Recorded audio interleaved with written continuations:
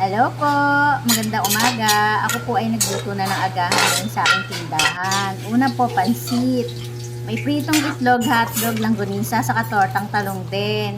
Yon, karne naman, menudo, chicken curry. Isinasaling ko isa-isa pagkaluto. Ito naman po ay binagoong ang baboy.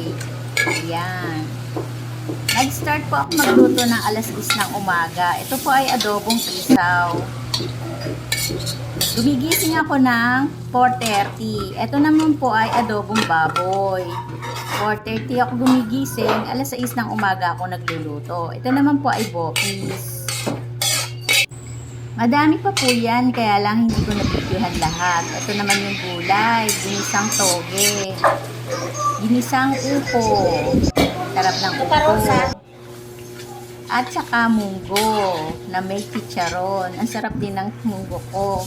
Ito naman po ay ginataang kalabasa na may hipon. At syempre, ang chop suey, hindi mawawala araw-araw yan. Giniling na baboy na may itlog. Ako po nung umaga bago magluto ay paikot-ikot pa dyan sa loob ng aking tindahan. Kasi iniintay ko yung order kong karne, isda at gulay. Tinetext ko lang po kasi yung mga order kong karne, gulay at saka isda. Kasi kung ako pa ang mamamalengke, hindi ko nakakayanin. Ako pa ang magluluto, ako pa ang magbebenta.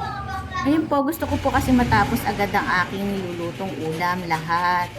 Gusto ko matapos siya ng 11 o'clock para na sa ganun, oras ng kainan kasi alas 12, yun ang dami ng tao.